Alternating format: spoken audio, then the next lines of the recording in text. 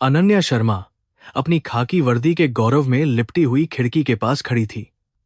बाहर प्रयागराज की गलियां शोर शराबे से भरी थीं, लेकिन उसका मन एक गहरी चुप्पी में डूबा हुआ था। उसकी आंखों में एक कठोरता थी जो केवल वर्षों के संघर्ष और अनुशासन से आती है। एक वरिष्ठ आईपीएस अधिकारी के रूप में उसकी साख पूरे प्रदेश में बेदाग थी। फिर भी उसकी मेज पर रखी हुई अपने पिता की वह पुरानी धुंधली तस्वीर उसे हमेशा याद दिलाती थी कि उसकी इस सफलता के पीछे एक बहुत बड़ा खालीपन छिपा हुआ था, जिसे कोई भी पदक कभी नहीं भर सका। स्टेशन पर उमड़ने वाली भीड़ का प्रबंधन करना हमेशा से एक बड़ी चुनौती रही है, विशेषकर तब जब कुंभ मेले जैसा विशाल आयोजन निकट हो। अनन्या ने अपने मातहत अधिकारियों के साथ एक महत्वपूर्ण बैठक बुलाई थी ताकि सुरक्षा व्यवस्था को अंतिम रूप दिया जा सके। उसने बड़े ध्यान से नक्शे का अध्ययन किया और संवेदनशील क्षेत्रों को चिह्नित किया जहां भगदड़ मचने की सबसे अधिक संभावना थी। उसके निर्देश स्पष्ट और संक्षिप्त थे, क्योंकि वह जानती थी कि छोटी सी गलती भी बड़ी तबाही का कारण बन सकती है। अधिकारी उसके शांत स्वभाव के पीछे छिपे दृढ़ संकल्प से भली भांति परिचित थे। बैठक समाप्त होने के बाद राजेश कुमार, जो उसका सबसे भरोसेमंद कनिष्ठ अधिकारी था, उसके केबिन में दाखिल हुआ। उसने देखा कि अनन्या खिड़की के बाहर किसी गहरे विचार में खोई हुई थी। उसने धीरे से खांसकर अपना गला साफ किया और पूछा कि क्या वह स्टेशन के निरीक्षण के लिए तैयार है। अनन्या ने केवल एक संक्षिप्त सिर हिलाया और अपनी टोपी उठा ली।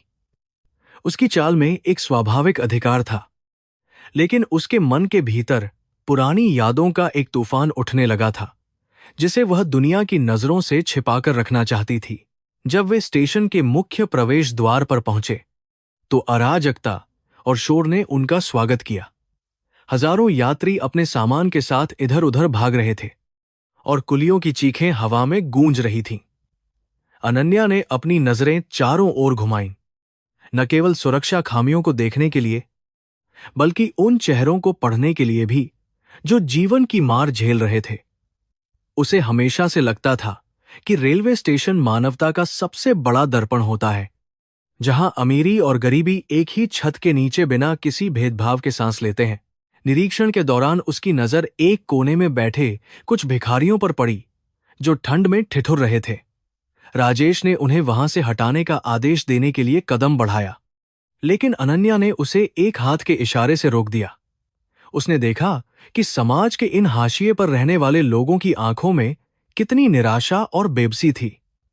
उसके पिता ने उसे सिखाया था कि वर्दी का असली सम्मान तब होता है जब वह कमजोरों की ढाल बनती है, न कि उनके शोषण का जरिया।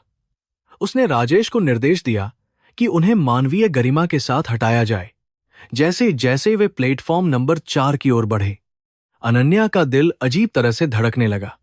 यह वही प्लेटफॉर्म था जहां 15 साल पहले उसने आखिरी बार अपने पिता का हाथ पकड़ा था। वह दृश्य आज भी उसकी यादों में इतना ताजा था कि उसे पुरानी लकड़ियों और पसीने की गंध महसूस हो रही थी। उस समय वह केवल एक डरी हुई लड़की थी जिसका भविष्य अनिश्चित था। आज वह उस पूरे क्षेत्र की कानून व्यवस्था की रक्षक थी, लेकिन उस पुराने घाव की टीस उसे अंदर ही अंदर अभी भी बहुत परेशान करती थी। राजेश ने उसकी बेचैनी को भांप लिया, लेकिन उसने कुछ भी पूछने की हिम्मत नहीं की। वह जानता था कि मैडम की निजी जिंदगी के कुछ हिस्से ऐसे हैं जहां किसी को भी जाने की अनुमति नहीं है। उन्होंने सुरक्षा चौकियों का निरीक्षण किया और सीसीटीवी कैमरों की स्थिति की जांच की। अनन्या हर विवरण पर ध्यान दे रही थी, जैसे कि वह अपनी मानसिक व्याकुलता को काम के बोझ तले दबाना चाहती हो। फिर भी हर गूंजती हुई ट्रेन की सीटी उसे अतीत की उन धुंधली गलियों में ले जा रही थी जहां उसका बचपन खो गया था। शाम की धुंधलके में स्टेशन की पीली रोशनी एक उदास माहौल बना रही थी। अनन्या ने स्टेशन मास्टर के कार्यालय में जाकर कुछ जरूरी फाइलों पर हस्ताक्षर किए। जब वह बाहर निकली तो हवा में अगरबत्ती और मिट्टी की सौंधी खुशबू घुली हुई थी, जो पास के मंदिर से आ रही थी। उसने एक पल के लिए अपनी आंखें बंद कीं और प्रार्थना की कि उसे वह सच्चाई मिल जाए जिसकी वह तलाश कर रही थी। उसे महसूस हुआ कि नियति ने उसे फिर से उसी स्थान पर खड़ा कर दिया है जहां से सब कुछ खत्म हुआ था। वापसी के दौरान उसने देखा कि एक बुजुर्ग आदमी फटे पुराने कंबल में लिपटा हुआ फर्श पर सो रहा था। उसकी लंबी सफेद दाढ़ी और कमजोर शरीर किसी पुरानी कहानी के पात्र जैसा लग रहा था। अनन्या के मन में एक अजीब सी सहानुभूति जागी, लेकिन उसने उसे दबा दिया। उसे लगा कि शायद यह केवल उसकी अपनी भावनात्मक कमजोरी है जो उसे हर बूढ़े व्यक्ति में अपने पिता की छवि दिखा रही है। उसने अपनी कार की ओर कदम बढ़ाए, लेकिन उसका मन वहीं स्टेशन की उन धूल भरी पटरियों पर भटकता रहा। कार में बैठकर उसने अपना सिर पीछे की ओर झुका लिया और अपनी थकान मिटाने की कोशिश की। ड्राइवर ने धीरे से गाड़ी आगे बढ़ाई और स्टेशन का शोर धीरे धीरे पीछे छूटता गया। अनन्या ने अपनी जेब से वह पुराना सिक्का निकाला जो उसके पिता ने उसे बचपन में दिया था। वह सिक्का अब घिस चुका था, लेकिन उसकी चमक अभी भी अनन्या के संकल्प को शक्ति प्रदान करती थी। उसे पता था कि आने वाले दिन उसके जीवन की सबसे बड़ी परीक्षा साबित होने वाले हैं, जो अतीत और वर्तमान को जोड़ेंगे। शहर की रोशनी उसके चेहरे पर परछाइयां बना रही थी, जिससे उसकी गंभीरता और भी बढ़ गई थी। वह जानती थी कि कुंभ का यह मेला केवल भक्तों का जमावड़ा नहीं है, बल्कि उसके लिए न्याय पाने का एक अवसर भी हो सकता है। उसने अपने मन को शांत करने के लिए गहरी सांस ली और अगले दिन की कार्य योजना के बारे में सोचने लगी। रात की खामोशी में उसे ऐसा महसूस हुआ जैसे कोई उसे पुकार रहा हो, एक जानी पहचानी आवाज जो समय के अंतराल में कहीं खो गई थी, लेकिन कभी पूरी तरह शांत नहीं हुई थी। शिवपुर नाम का वह छोटा सा गांव, जहां धूल भरे रास्तों पर बैलगाड़ियों के निशान बने रहते थे, अनन्या के बचपन की यादों का केंद्र था। उसके पिता विक्रम शर्मा वहां के प्राथमिक विद्यालय में एक साधारण शिक्षक थे, जिनका सम्मान पूरा गांव करता था। वे न केवल गणित और साहित्य पढ़ाते थे, बल्कि बच्चों के चरित्र निर्माण पर भी विशेष ध्यान देते थे। उनके लिए शिक्षा केवल आजीविका का साधन नहीं थी, बल्कि अंधकार के विरुद्ध एक पवित्र युद्ध था। वे अक्सर कहते थे कि ज्ञान ही वह एकमात्र संपत्ति है जिसे कोई भी शक्तिशाली व्यक्ति कभी नहीं छीन सकता। गांव के ऊंचे और निचले तबके के बीच की खाई बहुत गहरी थी, और विक्रम हमेशा उस खाई को पाटने का सपना देखते थे। जब अनन्या ने अपनी प्रारंभिक परीक्षाओं में पूरे जिले में प्रथम स्थान प्राप्त किया, तो उनके चेहरे पर जो चमक थी वह किसी भी धन दौलत से कहीं अधिक कीमती थी। वे अपनी फटी हुई धोती और पुराने जूतों की परवाह किए बिना अपनी बेटी के लिए नई किताबें और कॉपियां लाने में कभी पीछे नहीं हटे। उनके सीमित वेतन का अधिकांश हिस्सा अनन्या की पढ़ाई पर खर्च होता था, क्योंकि वे उसे एक स्वतंत्र नारी बनाना चाहते थे। लेकिन उस गांव की शांति के पीछे ठाकुर दिग्विजय सिंह का काला साया मंडराता रहता था, जो अपनी हवेली से पूरे क्षेत्र की किस्मत का फैसला करता था। ठाकुर का मानना था कि शिक्षा केवल उच्च वर्ग का विशेषाधिकार होनी चाहिए और एक मामूली शिक्षक की बेटी को इतनी ऊंचाइयों पर नहीं पहुंचना चाहिए। उसे अनन्या की सफलता अपने अहंकार पर एक चोट जैसी महसूस होती थी। जब उसे पता चला कि अनन्या को आगे की पढ़ाई के लिए शहर के सबसे बड़े स्कूल से छात्रवृत्ति मिली है, तो उसने विक्रम को सबक सिखाने की एक क्रूर योजना बनाई ताकि उसकी हिम्मत टूट जाए। एक शाम जब सूरज की अंतिम किरणें गांव के पुराने बरगद के पेड़ के पीछे छिप रही थीं, ठाकुर के कारिंदों ने विक्रम को अपनी हवेली पर बुलवाया। वहां का माहौल बहुत भारी और डरावना था, जहां चारों ओर हथियारबंद गार्ड खड़े थे। ठाकुर ने बड़े ही व्यंग्यात्मक लहजे में विक्रम से कहा कि उसे अपनी बेटी की पढ़ाई तुरंत बंद कर देनी चाहिए और उसकी शादी किसी दूर के रिश्तेदार से कर देनी चाहिए। उसने चेतावनी दी कि अगर उसने ऐसा नहीं किया तो गांव में उसका रहना मुश्किल हो जाएगा। विक्रम ने बहुत ही शांति और साहस से इस प्रस्ताव को ठुकरा दिया। विक्रम का वह इनकार ठाकुर के लिए एक अपमान था जिसे वह कभी सहन नहीं कर सकता था। अगले ही दिन से स्कूल में विक्रम के खिलाफ साजिशें शुरू हो गई थीं और कुछ ही समय में उन पर सरकारी धन के गबन का झूठा आरोप लगा दिया गया। गांव के वे लोग जो कल तक उनका सम्मान करते थे, अब ठाकुर के डर से अपनी आंखें फेरने लगे थे। समाज की वह निष्ठुरता विक्रम के लिए असहनीय थी, लेकिन वे अपनी बेटी के सामने हमेशा मुस्कुराते रहते थे ताकि उसकी पढ़ाई प्रभावित न हो। उन्होंने अपनी सारी जमा पूंजी और पुश्तैनी गहने वकील की फीस भरने में खर्च कर दिए। अनन्या उस समय केवल 12 वर्ष की थी, लेकिन वह अपने पिता के चेहरे पर छिपी उस गहरी उदासी को देख सकती थी। उसने कई बार पूछा कि बाबा, आप परेशान क्यों हैं? लेकिन विक्रम हर बार उसकी सिर पर हाथ रखकर टाल देते थे। वे जानते थे कि अगर वे टूट गए तो अनन्या का भविष्य भी अंधेरे में डूब जाएगा। रातों को वे तेल के दिए की हल्की रोशनी में अपनी कानूनी लड़ाई के दस्तावेज पढ़ते रहते थे, जबकि बाहर ठाकुर के आदमी चक्कर काटते थे। उनके मन में कर्मा और ईश्वर के प्रति अटूट विश्वास था, जो उन्हें हर पल मजबूती देता था। गांव की पंचायत में विक्रम को सरेआम अपमानित किया गया और उन पर कालिख पोतने की धमकी दी गई। ठाकुर ने स्पष्ट कर दिया था कि यदि वे गांव छोड़कर नहीं जाते तो उनके परिवार को सामाजिक बहिष्कार का सामना करना पड़ेगा। विक्रम ने महसूस किया कि उनके यहां रहने से अनन्या का जीवन और उसका सपना दोनों ही नष्ट हो जाएंगे। उन्होंने एक कठिन निर्णय लिया जो केवल एक महान पिता ही ले सकता था। उन्होंने सोचा कि यदि वे स्वयं को अपराधी मानकर गायब हो जाएं, तो शायद ठाकुर का गुस्सा शांत हो जाए और अनन्या अपनी शिक्षा पूरी कर सके। उस आखिरी रात को गांव में बहुत सन्नाटा था। केवल दूर कहीं सियार के रोने की आवाज आ रही थी। विक्रम ने अनन्या के माथे को चूमा और उसकी आंखों में झांककर उसे बहादुर बनने की प्रेरणा दी। उन्होंने उसे बताया कि चाहे जीवन में कितनी भी मुश्किलें क्यों ना आएं, उसे कभी भी अपने सिद्धांतों से समझौता नहीं करना चाहिए।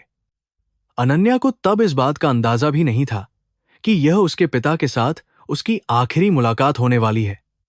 विक्रम ने अपने कुछ पुराने कपड़े एक छोटी सी पोटली में बांधे और अंधेरे में चुपचाप घर से बाहर निकल गए। सुबह जब अनन्या की आंख खुली तो उसने देखा कि उसके पिता का बिस्तर खाली था और घर का दरवाजा खुला हुआ था। उसने पूरे गांव में पागलों की तरह उन्हें ढूंढा, लेकिन किसी ने भी उसकी मदद नहीं की। हर कोई डरा हुआ था और ठाकुर के क्रोध के भय से चुप रहना ही बेहतर समझ रहा था।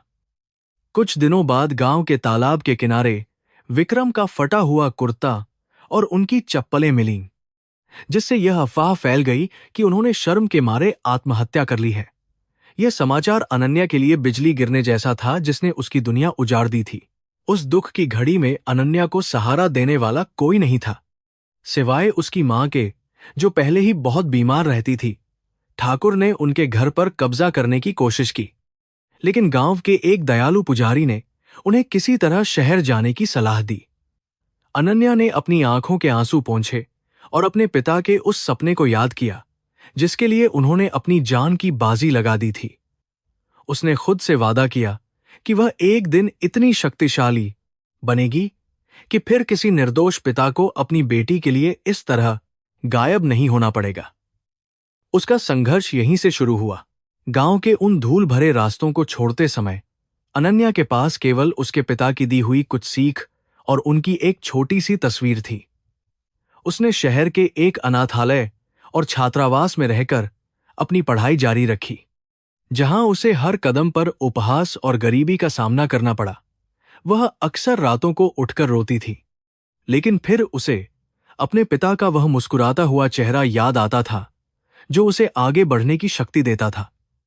उसने महसूस किया कि शिक्षा ही वह हथियार है जिससे वह अपने पिता के साथ हुए अन्याय का बदला ले सकती है। समय बीतता गया और अनन्या ने हर बाधा को पार करते हुए सिविल सेवा परीक्षा की तैयारी शुरू कर दी। उसकी मेहनत और लगन को देखकर उसके शिक्षक भी हैरान थे, क्योंकि उसने कभी भी आराम या मनोरंजन की तलाश नहीं की। उसके मन में केवल एक ही लक्ष्य था कि वह खाकी वर्दी पहनेगी और उन लोगों को सजा देगी जिन्होंने उसके पिता को उनसे छीना था। वह अक्सर सोचती थी कि क्या उसके पिता सच में इस दुनिया में नहीं है, या वे कहीं दूर बैठकर उसे देख रहे हैं। यही आशा उसकी जिंदगी का आधार बन गई थी।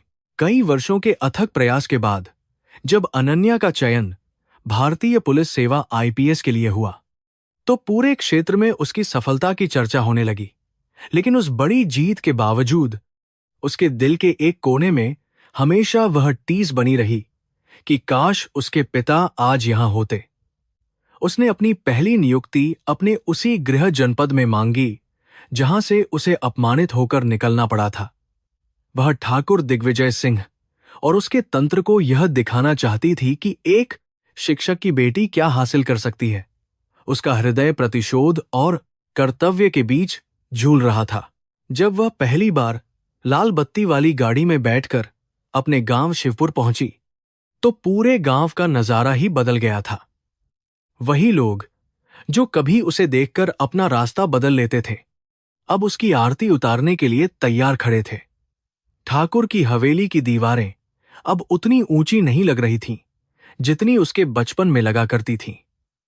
अनन्या ने देखा कि सत्ता और सम्मान कैसे रातों रात बदल सकते हैं, लेकिन उसकी नजरें भीड़ में केवल एक चेहरे को ढूंढ रही थीं। उस चेहरे को जिसे उसने 15 वर्षों से अपनी यादों में संजो कर रखा था। उसने ठाकुर के खिलाफ पुराने गबन के मामले की फाइल फिर से खुलवाई और जांच शुरू की। उसे पता चला कि उसके पिता के गायब होने के पीछे ठाकुर के गुर्गों का हाथ था, जिन्होंने उन्हें धमकाकर गांव छोड़ने पर मजबूर किया था।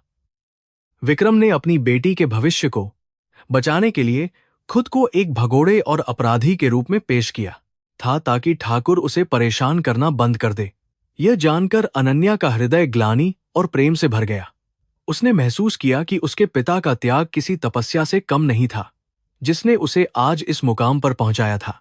अनन्या की मां ने अपनी आखिरी सांसें लेते हुए उसे बताया था कि विक्रम हमेशा कहते थे कि वे एक दिन जरूर वापस लौटेंगे, जब उनकी बेटी सूरज की तरह चमकेगी।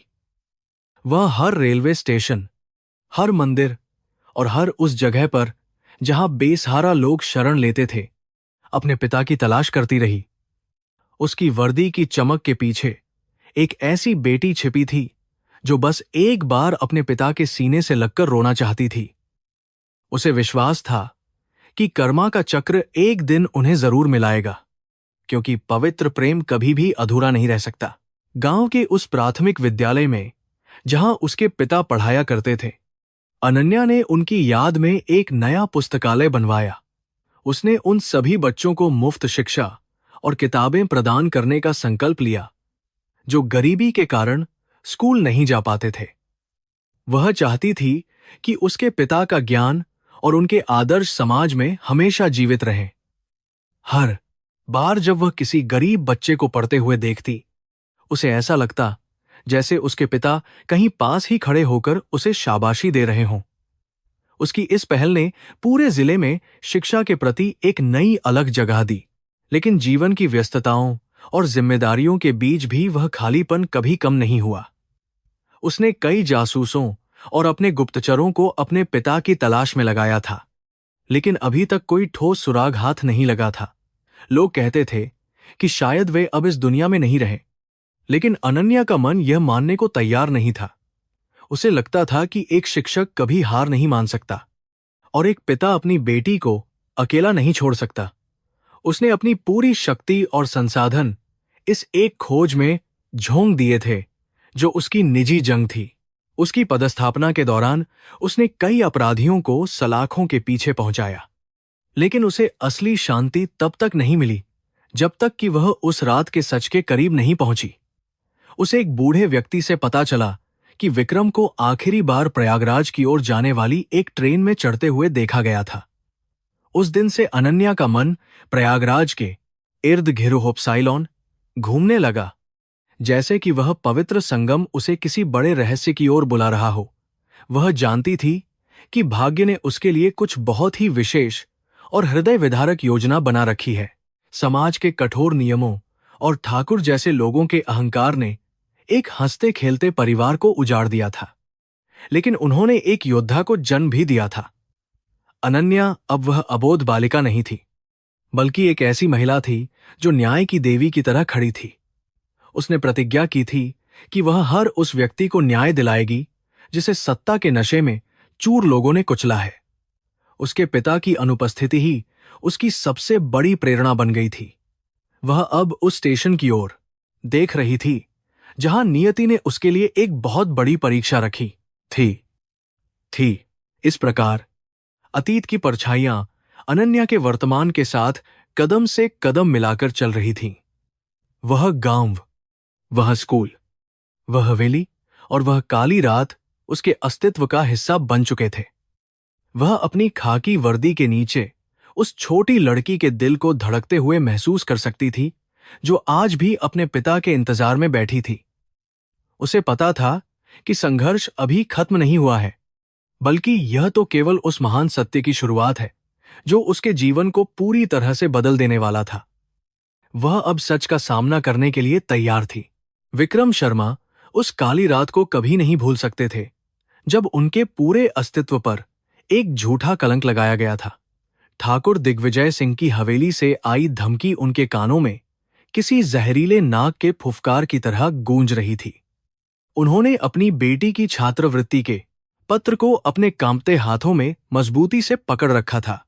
उन्हें पता था कि यदि वे इस गांव में रहे तो उनकी गिरफ्तारी और बदनामी अनन्या के सुनहरे भविष्य को हमेशा के लिए अंधकार में धकेल देगी।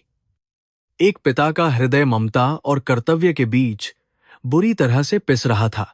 भारतीय समाज में सम्मान ही वह एकमात्र संपत्ति है जिसे गरीब आदमी अपनी जान से ज्यादा प्यार करता है। विक्रम जानते थे कि एक बार अपराधी का ठप्पा लग जाने पर उनकी बेटी को समाज कभी स्वीकार नहीं करेगा। पुलिस की फाइल में दर्ज एक छोटा सा झूठ अनन्या के आईपीएस बनने के सपने को मिट्टी में मिला सकता था। उन्होंने महसूस किया कि उनका जीवित रहना अब उनकी बेटी की सफलता के रास्ते में सबसे बड़ा रोड़ा बन गया है। इसलिए उन्होंने अपनी पहचान को मिटाने और दुनिया की नजरों में मर जाने का एक कठोर फैसला लिया। उस रात जब गांव गहरी नींद में सोया था, विक्रम ने अपनी पुश्तैनी किताबों को आखिरी बार छुआ। उन किताबों की खुशबू उनकी आत्मा का हिस्सा थी, लेकिन अब उन्हें इस ज्ञान के संसार को हमेशा के लिए छोड़ना था। उन्होंने अपनी फटी हुई डायरी में एक छोटा सा नोट लिखा, जिसे बाद में उन्होंने फाड़ दिया क्योंकि वे कोई भी निशान पीछे नहीं छोड़ना चाहते थे। उनकी आंखों से बहते आंसू उस कागज को भिगो रहे थे, लेकिन उनका संकल्प चट्टान की तरह मजबूत था। उन्होंने अपनी पोटली बांधी और अंधेरे में निकल पड़े। नदी के किनारे पहुंचकर उन्होंने अपनी चप्पलें और फटा हुआ कुर्ता वहां छोड़ दिया ताकि लोग इसे आत्महत्या समझ लें। पानी की लहरें उनके पैरों को छू रही थीं, जैसे वे उनके दुहक को बांटने की कोशिश कर रही हों। वे जानते थे कि उनकी पत्नी और बेटी इस खबर से टूट जाएंगी, लेकिन यह दुहक उस अपमान से बेहतर था जो उन्हें भविष्य में झेलना पड़ता। उन्होंने अपने मन को पत्थर कर लिया और जंगल के रास्ते से पास के रेलवे स्टेशन की ओर भागने लगे, जहां कोई उन्हें पहचान न सके। स्टेशन की धुंधली रोशनी में वे एक अनजान मुसाफिर की तरह छिपकर ट्रेन के सामान्य डिब्बे में चढ़ गए। डिब्बे के भीतर की भीड़ और दुर्गंध ने उन्हें एहसास कराया कि उनकी नई जिंदगी कितनी कठिन होने वाली है। एक सम्मानित शिक्षक से एक भगोड़े तक का सफर केवल कुछ घंटों में पूरा हो गया था। उन्होंने खिड़की से बाहर देखा, जहां उनका गांव पीछे छूट रहा था। उनके दिल का एक हिस्सा वहीं रह गया था, लेकिन उनकी आत्मा अब केवल अपनी बेटी के सुरक्षित भविष्य की प्रार्थना कर रही थी। वाराणसी और प्रयागराज के बीच भटकते हुए उन्होंने अपनी नई पहचान एक भिखारी के रूप में बना ली। उन्होंने अपनी दाढ़ी और बाल बढ़ने दिए ताकि कोई भी उन्हें पहचान न सके। शुरुआत में भोजन के लिए हाथ फैलाना उनके आत्मसम्मान को छलनी कर देता था, लेकिन फिर उन्हें अनन्या का चेहरा याद आता और वे सब कुछ सह लेते। उन्होंने कूड़े के ढेरों में खाना ढूंढा और फुटपाथों पर ठिठुरती रातें बिताईं। उनके लिए अब भूख और अपमान केवल एक तपस्या का हिस्सा बन चुके थे, जिसका फल उनकी बेटी थी। एक बार उन्होंने एक पुराने अखबार में अपनी पत्नी की मृत्यु का समाचार पढ़ा। वह खबर उनके सीने में किसी खंजर की तरह उतर गई। वे फूट फूट कर रोना चाहते थे, अपनी पत्नी के अंतिम संस्कार में शामिल होना चाहते थे, लेकिन वे मजबूर थे। यदि वे वहां जाते तो उनका पूरा बलिदान व्यर्थ हो जाता। उन्होंने गंगा के किनारे बैठकर अपनी पत्नी का तर्पण किया और चुपचाप अपनी नियति को स्वीकार कर लिया। उस दिन के बाद से विक्रम शर्मा पूरी तरह से मर चुके थे। केवल एक बेनाम शरीर जीवित था। प्रयागराज रेलवे स्टेशन ही अब उनका घर बन गया था, जहां वे यात्रियों के छोड़े हुए भोजन पर पलते थे। वे घंटों स्टेशन के बाहर लगे अखबार के स्टॉल के पास खड़े रहते, ताकि अनन्या के बारे में कोई खबर मिल सके। जब उन्हें पता चला कि अनन्या ने सिविल सेवा की परीक्षा पास कर ली है, तो उनकी खुशी का ठिकाना नहीं रहा। उन्होंने उस दिन स्टेशन के पास के मंदिर में जाकर चुपके से एक दिया जलाया। उनकी आंखों में गर्व के आंसू थे, क्योंकि उनकी वर्षों की खामोश साधना सफल हो गई थी। विक्रम ने देखा कि कैसे समय ने उनकी बेटी को एक शक्तिशाली अधिकारी बना दिया था। उन्होंने कई बार टीवी पर उसे अपराधियों को पकड़ते हुए देखा, और हर बार उनका सिर गर्व से ऊंचा हो गया। वे जानते थे कि वे अब कभी उसके पास नहीं जा सकते, क्योंकि एक भिखारी पिता उसकी प्रतिष्ठा को नुकसान पहुंचा सकता था। उन्होंने खुद को स्टेशन की भीड़ में और भी गहरे से छुपा लिया। वे अब केवल एक परछाई बनकर उसके आसपास रहना चाहते थे, बिना अपनी मौजूदगी का कोई भी एहसास कराए। सालों की गरीबी और बीमारी ने उनके शरीर को जर्जर कर दिया था, लेकिन उनकी इच्छाशक्ति अभी भी अडिग थी। वे अक्सर स्टेशन के उसी खंभे के पास बैठते थे जहां से पुलिस की गाड़ियां गुजरती थीं। उन्हें उम्मीद थी कि शायद कभी उनकी बेटी की गाड़ी वहां से गुजरेगी और वे दूर से ही सही उसका चेहरा देख पाएंगे। उनके लिए वही एक पल पूरी जिंदगी की थकान मिटाने के लिए काफी था। कर्मा ने उन्हें बहुत कुछ छीना था, लेकिन उनकी बेटी की सफलता उनका सबसे बड़ा पुरस्कार था। एक रात बहुत तेज बारिश हो रही थी और विक्रम स्टेशन के एक कोने में कांप रहे थे। उन्हें महसूस हुआ कि शायद उनका अंत समय निकट है।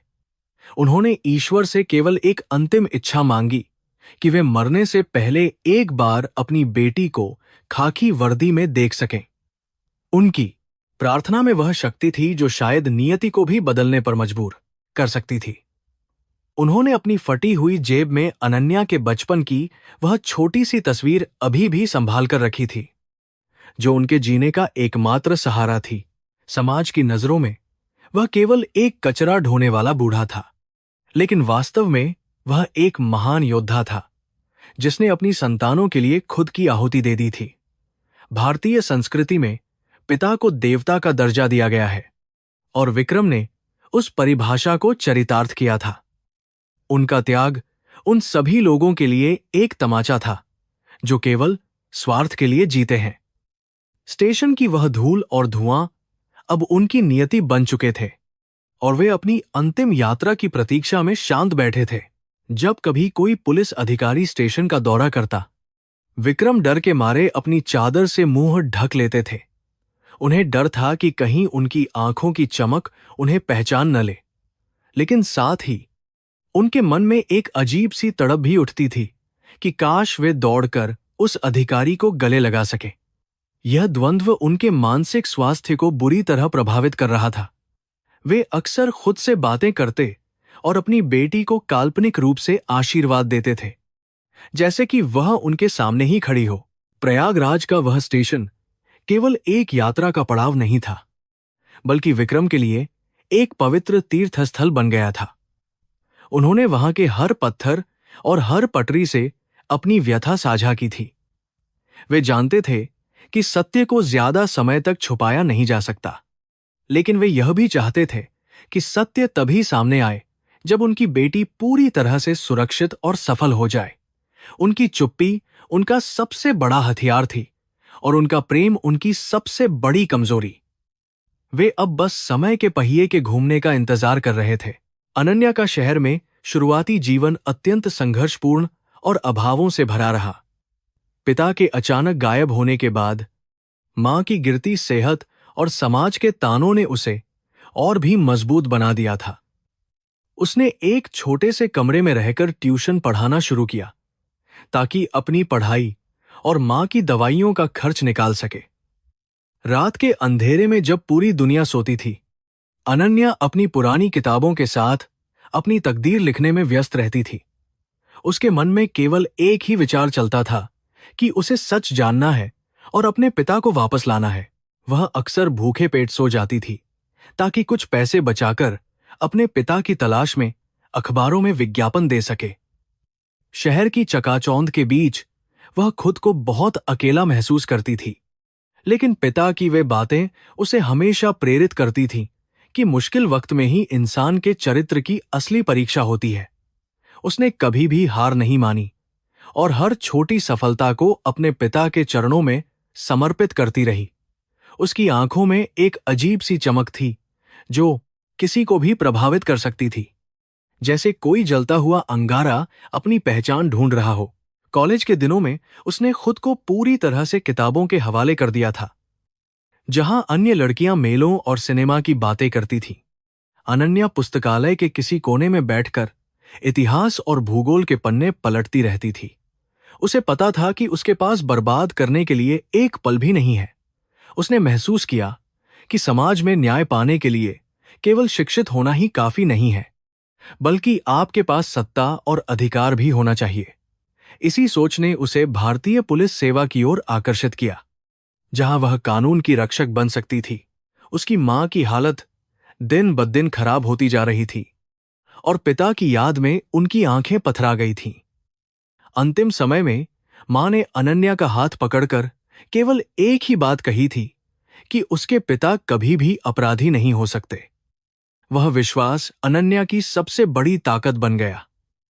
मां के जाने के बाद अनन्या दुनिया में बिल्कुल अकेली रह गई, लेकिन उसके इरादे और भी फौलादी हो गए। उसने मां के अंतिम संस्कार के बाद खुद को कमरे में बंद कर लिया और यूपीएससी की तैयारी में अपनी पूरी जान झोंक दी। सफलता का मार्ग कांटों से भरा था, लेकिन अनन्या ने हर चुनौती का डटकर सामना किया। जब सिविल सेवा परीक्षा का परिणाम आया और उसका नाम शीर्ष 10 उम्मीदवारों में था, तो उसकी आंखों से खुशी के आंसू बह निकले। काश उस पल को साझा करने के लिए उसके पिता वहां मौजूद होते। पूरे शहर में उसकी सफलता की चर्चा थी, लेकिन वह अंदर से एक खालीपन महसूस कर रही थी। उसने महसूस किया कि यह जीत केवल एक शुरुआत है। असली जंग तो अब शुरू होने वाली थी, जब वह वर्दी पहनकर न्याय करेगी। सरदार वल्लभ भाई पटेल राष्ट्रीय पुलिस अकादमी में प्रशिक्षण के दौरान उसने अपनी शारीरिक और मानसिक सीमाओं को पार किया। वहां के प्रशिक्षक उसकी मेहनत देखकर दंग रह जाते थे, क्योंकि वह कभी भी थकती नहीं थी। ड्रिल हो या हथियारों का अभ्यास, वह हर क्षेत्र में पुरुषों से भी आगे रहती थी। उसे आयरन लेडी कहा जाने लगा क्योंकि उसके चेहरे पर कभी भी कमजोरी के भाव नहीं दिखते थे। लेकिन रात के सन्नाटे में वह अपनी बैरक में बैठकर पिता की वही पुरानी तस्वीर देखती और फूट फूट कर रो पड़ती थी। प्रशिक्षण पूरा होने के बाद जब उसने पहली बार अपनी खाकी वर्दी पहनी और आईने में खुद को देखा, तो उसे लगा कि उसके पिता उसके सामने खड़े हैं। वर्दी का वह स्पर्श उसे जिम्मेदारी और शक्ति का एहसास करा रहा था। उसने अपने कंधे पर लगे सितारों की ओर देखते हुए प्रतिज्ञा की कि वह कभी भी किसी बेगुनाह के साथ अन्याय नहीं होने देगी। उसका पहला पराजात रहा था कि और में ही सामने समार के बनार के दोनों की कहानी होने देगी। लक्ष्य अपने गृह जनपद में वापस जाना और उन सभी फाइलों को फिर से खोलना था जो उसके पिता के गायब होने से जुड़ी थीं। अधिकारी के रूप में उसकी पहली पोस्टिंग ने ही अपराधियों के मन में खौफ पैदा कर दिया। उसने सबसे पहले ठाकुर दिग्विजय सिंह के साम्राज्य पर प्रहार किया, जिसने वर्षों से गरीब किसानों का शोषण किया था। अनन्या ने बहुत ही चालाकी और कानूनी दांव पेचों से ठाकुर के काले कारनामों का पर्दाफाश किया। उसे पता चला कि उसके पिता को डराने धमकाने के लिए किस हद तक साजिश रची गई थी। हालांकि उसे पिता का कोई भौतिक सुराग नहीं मिला, लेकिन उसे यकीन हो गया कि वे कहीं न कहीं जीवित और संघर्ष कर रहे हैं। अपनी आधिकारिक ड्यूटी के साथ साथ अनन्या ने गोपनीय तरीके से अपने पिता की खोज जारी रखी। उसने रेलवे पुलिस और खुफिया विभाग के अपने नेटवर्क का उपयोग किया ताकि किसी भी ऐसे व्यक्ति का पता लगाया जा सके जो विक्रम शर्मा के हुलिये से मिलता हो। वह अक्सर खुद सिविल ड्रेस में रेलवे स्टेशनों और रैन बसेरों का दौरा करती थी। उसे उम्मीद थी कि शायद किस्मत उसे उस चेहरे से मिलवा देगी जिसे वह वर्षों से खोज रही थी। हर गुजरते दिन के साथ उसकी बेचैनी बढ़ती जा रही थी, लेकिन वह शांत रही। प्रयागराज में उसकी नियुक्ति उसके लिए एक महत्वपूर्ण मोड़ साबित हुई। इस धार्मिक शहर में लाखों लोग अपनी आस्था लेकर आते थे, और उन्हीं के बीच कहीं उसका खोया हुआ संसार भी छिपा था। उसने स्टेशन के चप्पे चप्पे पर अपनी नजर रखी। वह उन भिखारियों और लावारिस बुजुर्गों के प्रति बहुत संवेदनशील थी, जिन्हें समाज अक्सर अनदेखा कर देता था। उसके सहकर्मी सोचते थे कि मैडम इतनी सख्त होने के बावजूद इन गरीबों के लिए इतनी उदार क्यों है। वे नहीं जानते थे कि वह हर बूढ़े चेहरे में अपने पिता को खोज रही थी। एक बार उसे सूचना मिली कि काशी के एक आश्रम में एक व्यक्ति है जो अपनी याददाश्त खो चुका है और वह एक शिक्षक की तरह बातें करता है। अनन्या तुरंत वहां पहुंची, लेकिन वहां उसे केवल निराशा हाथ लगी। वह व्यक्ति कोई और था। उस रात वह बहुत टूटी और उसे लगा कि शायद वह किसी मृग तृष्णा के पीछे भाग रही है। फिर भी उसके पिता के वे शब्द उसके कानों में गूंजते थे कि सत्य कभी नहीं मरता। उसने फिर से अपनी हिम्मत जुटाई और अपनी तलाश जारी रखने का संकल्प लिया। अधिकारी के रूप में उसकी ख्याति एक न्यायप्रिय और निर्भीक पुलिसकर्मी की थी। उसने कई बड़े गिरोहों का भंडाफोड़ किया और महिलाओं की सुरक्षा के लिए कई प्रभावी कदम उठाए।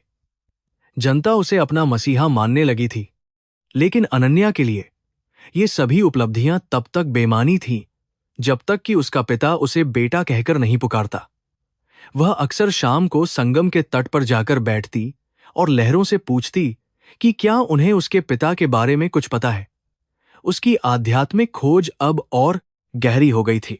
समय अपनी गति से चलता रहा और अनन्या की उम्र के साथ साथ उसका अनुभव भी बढ़ता गया। उसने अपने व्यक्तिगत दुख को अपनी सेवा के आड़े नहीं आने दिया। उसने महसूस किया कि पुलिस की वर्दी केवल दंड देने के लिए नहीं है, बल्कि टूटे हुए परिवारों को जोड़ने का जरिया भी बन सकती है। उसने अपने विभाग में एक विशेष सेल बनाया जो गुमशुदा लोगों की तलाश करता था। इस पहल से कई परिवारों को उनके बिछड़े हुए सदस्य वापस मिले, जिससे अनन्या के मन को थोड़ी शांति मिलती थी। उसे अक्सर लगता था कि उसके पिता उसके आसपास ही हैं, कभी स्टेशन की भीड़ में किसी की परछाई देखकर, तो कभी हवा में किसी जानी पहचानी खुशबू को महसूस करके उसका दिल धड़क उठता था। यह कोई भ्रम नहीं था, बल्कि एक बेटी का अंतर्ज्ञान था जो उसे हार मानने से रोक रहा था। उसने अपनी मेज पर रखे हुए उस पुराने सिक्के को हमेशा साफ करके रखा था, जो उसके पिता की आखिरी निशानी थी। वह सिक्का उसकी आस्था का केंद्र बन चुका था, जो उसे रास्ता दिखाता था। कुंभ मेले की सुरक्षा व्यवस्था की जिम्मेदारी मिलना उसके लिए एक बड़ी चुनौती और अवसर दोनों था। लाखों की भीड़ में किसी को ढूंढना असंभव जैसा था, लेकिन अनन्या को लग रहा था कि यही वह समय है जब नियति अपना खेल दिखाएगी। उसने पूरी योजना बहुत ही बारीकी से तैयार की थी। वह चाहती थी कि मेला सुरक्षित रहे, लेकिन उसका अंतर्मन उसे बार बार रेलवे स्टेशन की ओर खींच रहा था। उसे महसूस हो रहा था कि 15 साल का यह लंबा इंतजार अब खत्म होने के करीब आ पहुंचा है। जब वह पुलिस लाइन में परेड का निरीक्षण कर रही थी, तो उसकी नजर अपनी कलाई पर बंधी घड़ी पर पड़ी। वक्त तेजी से बीत रहा था। उसने अपने मातहतों को सख्त निर्देश दिए कि कोई भी व्यक्ति, चाहे वह कितना भी गरीब क्यों न हो, उसे प्रताड़ित न किया जाए। वह जानती थी कि सम्मान की भूख रोटी की भूख से बड़ी होती है। उसके इन्हीं मानवीय गुणों ने उसे अपनी फोर्स में अत्यंत लोकप्रिय बना दिया था। वह अब एक ऐसी अधिकारी बन चुकी थी जो दिमाग से सख्त और दिल से कोमल थी। रात के समय वह अक्सर डायरी लिखती थी, जिसमें वह अपने पिता को पत्र संबोधित करती थी। वह उन्हें अपनी हर सफलता, हर संघर्ष और हर डर के बारे में बताती थी। वह डायरी उसके लिए एक पवित्र ग्रंथ की तरह थी, जिसे उसने दुनिया की नजरों से छिपाकर रखा था। उसमें उसने लिखा था कि बाबा, मैं आज वह सब कुछ हूं जो आप मुझे बनाना चाहते थे। लेकिन मैं आज भी वही छोटी लड़की हूं जो आपके हाथ को पकड़कर चलना चाहती है। उसकी तलाश केवल एक व्यक्ति की तलाश नहीं थी, बल्कि अपनी पहचान और अपने अतीत के गौरव को फिर से हासिल करने की कोशिश थी। उसने महसूस किया कि उसका जीवन एक चक्र की तरह है, जो वहीं जाकर पूरा होगा जहां से उसकी त्रासदी शुरू हुई थी। प्रयागराज का वह जंक्शन उसे एक रहस्यमयी चुंबकीय आकर्षण से अपनी ओर खींच रहा था। वह मानसिक रूप से उस सच का सामना करने के लिए तैयार हो रही थी जो उसे अंदर तक हिला देने वाला था, चाहे वह सुखद हो या दुखद। अनन्या की यह यात्रा 15 वर्षों के धैर्य, आंसुओं और अटूट विश्वास की गाथा थी। उसने अपनी वर्दी के माध्यम से जो सम्मान कमाया था, वह उसे अपने पिता के चरणों में अर्पित करना चाहती थी। वह जानती थी कि समाज के नियम कठोर हैं, लेकिन एक बेटी का प्यार उन सभी नियमों से ऊपर है। अब वह स्टेशन की ओर अपनी अंतिम गश्त के लिए निकलने वाली थी, जहां इतिहास खुद को दोहराने वाला था। उसकी सांसें तेज थीं और दिल में एक अजीब सी हलचल मची हुई थी। स्टेशन के प्लेटफॉर्म पर गूंजती हुई उद्घोषणाएं अनन्या को अपने बचपन की याद दिला रही थीं। उसने अपने चश्मे को ठीक किया और अपनी नजरें भीड़ में गड़ा दीं। वह किसी को ढूंढ रही थी, किसी ऐसे को जो शायद उसे पहचान सके या जिसे वह पहचान सके। उसके जीवन का सबसे बड़ा अध्याय अब शुरू होने वाला था। वह अब केवल एक आईपीएस अधिकारी नहीं थी, बल्कि एक ऐसी बेटी थी जिसकी प्रार्थनाओं को अब जवाब मिलने वाला था। कर्मा का पहिया अब पूर्ण होने की दिशा में बढ़ चुका था। शाम की धुंधलके में प्रयागराज जंक्शन अपनी पूरी ऊर्जा के साथ धड़क रहा था। ट्रेनों के आने जाने की गूंज और यात्रियों का कोलाहल एक अजीब सी बेचैनी पैदा कर रहा था। हवा में इंजन के धुएं, पसीने और गरम समोसों की महक घुली हुई थी। अनन्या शर्मा अपनी पुलिस टुकड़ी के साथ प्लेटफॉर्म नंबर 1 से 6 की ओर बढ़ रही थी। उसकी नजरें सतर्क थीं, लेकिन उसका दिल किसी अज्ञात आशंका से भारी था। स्टेशन की रोशनी पीली और धुंधली थी, जो फर्श पर लंबी परछाइयां बना रही थी, जिससे माहौल और भी गंभीर और रहस्यमय लग रहा था। वर्दी में उसकी चाल हमेशा की तरह रोबीली थी, लेकिन आज उसके भीतर एक अजीब सी हलचल मची हुई थी। उसने अपने मातहतों को सख्त निर्देश दिए थे कि वे भीड़ पर कड़ी नजर रखें। कुंभ के दौरान यहां सुरक्षा के इंतजाम बहुत पुख्ता थे और वह खुद हर छोटी चीज का निरीक्षण कर रही थी। फिर भी उसकी आत्मा जैसे किसी पुराने घाव के फिर से हरा होने का इंतजार कर रही थी। वह जानती थी कि यह शहर रहस्यों से भरा है, जहां हर चेहरा एक अलग कहानी कहता है। उसका मन बार बार अतीत की गलियों में भटक रहा था। प्लेटफॉर्म नंबर 4 पर पहुंचते ही अनन्या के कदम अचानक धीमे हो गए। यहां यात्रियों की भारी भीड़ थी, जो अपनी ट्रेनों का इंतजार कर रहे थे। फर्श पर बिछी चादरों और सामानों के बीच से रास्ता बनाते हुए वह आगे बढ़ रही थी। तभी उसकी नजर दूर एक अंधेरे कोने में पड़े एक पुराने खंभे की ओर गई। वहां एक बुजुर्ग आदमी फटे, पुराने और गंदे कपड़ों में लिपटा हुआ बैठा था। उसके बाल बिखरे हुए थे और चेहरा धूल से अटा पड़ा था।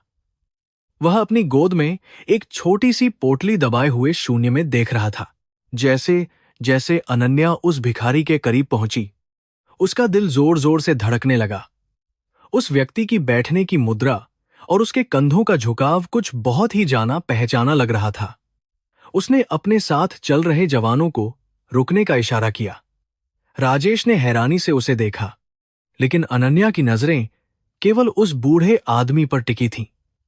उसके पैरों के पास एक टूटा हुआ मिट्टी का प्याला पड़ा था, जिसमें कुछ सिक्के थे। हवा के एक ठंडे झोंके ने उस व्यक्ति के चेहरे पर पड़े बालों को हटाया और अनन्या के होश उड़ गए। वह चेहरा, जो अब झुर्रियों और दुखों की गहरी लकीरों से भर चुका था, अनन्या की यादों के उस चेहरे से मेल खा रहा था जिसे उसने 15 साल पहले खो दिया था। उसकी आंखों में वह वही चमक थी जो कभी ज्ञान बांटते समय हुआ करती थी, भले ही अब वह धुंधली पड़ चुकी थी। अनन्या के पैर जैसे जमीन में धंस गए हों। उसके दिमाग में बचपन की वह सारी तस्वीरें बिजली की तरह कौंध गईं। जब उसके पिता उसे कंधे पर बैठाकर मेला दिखाने ले जाते थे, उसे अपनी आंखों पर विश्वास नहीं हो रहा था। अनन्या ने कांपते हुए हाथ से अपनी टोपी उतारी और उस भिखारी के बिल्कुल सामने जाकर खड़ी हो गई। उस बूढ़े व्यक्ति ने धीरे से अपना सिर ऊपर उठाया और अपनी मटमैली आंखों से उस भव्य वर्दीधारी अधिकारी को देखा। उसके चेहरे पर पहले तो डर और संकोच के भाव आए, जैसे वह किसी कानूनी कार्रवाई की उम्मीद कर रहा हो। वह थोड़ा पीछे की ओर सिमटा और अपने फटे कंबल को और कसकर लपेट लिया। उसने अपनी नजरें नीची कर लीं, क्योंकि वह सत्ता और अधिकार के उस तेज को बर्दाश्त नहीं कर पा रहा था। अनन्या की आंखों से आंसू अविरल बहने लगे, जिन्हें वह चाहकर भी नहीं रोक पा रही थी। उसने धीमी और रूंधे हुए गले से केवल एक शब्द कहा, बाबा। वह पुकार इतनी गहरी और दर्द भरी थी कि आसपास के लोग भी ठिठक कर देखने लगे। उस बूढ़े व्यक्ति के शरीर में एक सिहरन दौड़ गई। उसने फिर से अपनी आंखें उठाईं और अनन्या के चेहरे को बड़े ध्यान से देखा। उसके सूखे होठों पर एक कंपन हुआ, जैसे वह कुछ कहना चाहता हो, लेकिन शब्द उसका साथ छोड़ चुके हों। उसकी आंखों में पहचान की एक किरण जागी। अचानक समाज के सारे बंधन और पद की मर्यादा जैसे हवा में उड़ गए। अनन्या, जो एक पूरे जिले की कानून व्यवस्था की रक्षक थी, बीच प्लेटफॉर्म पर अपने घुटनों के बल बैठ गई। उसने उन धूल भरे और बेवाइयों से फटे हुए पैरों को अपने हाथों में भर लिया। पुलिस दल और आम जनता इस दृश्य को देखकर स्तब्ध रह गई। किसी ने कल्पना भी नहीं की थी कि एक सख्त आईपीएस अधिकारी एक लाचार भिखारी के चरणों में इस तरह गिर सकती है।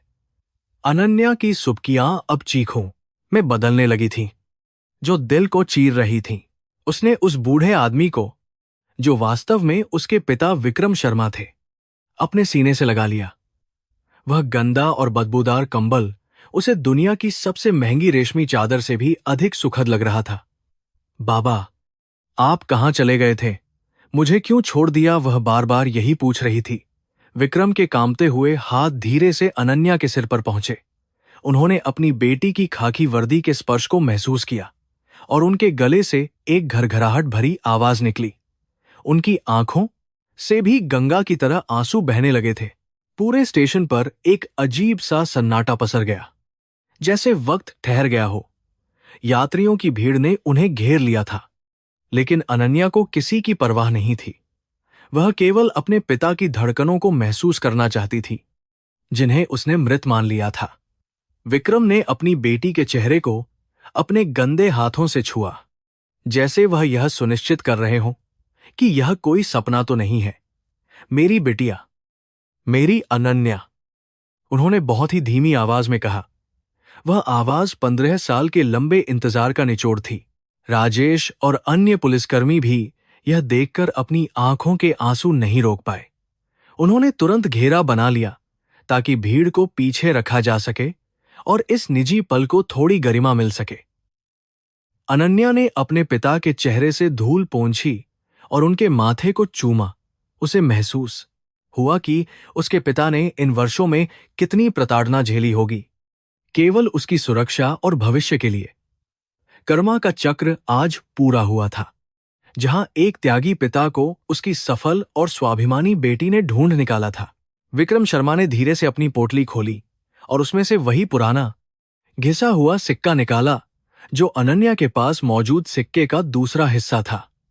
वह सिक्का उनकी पहचान का आखिरी सबूत था। अनन्या ने उसे देखते ही फिर से उन्हें गले लगा लिया। स्टेशन की वह धूल भरी जमीन आज किसी मंदिर के पवित्र गर्भगृह से कम नहीं लग रही थी।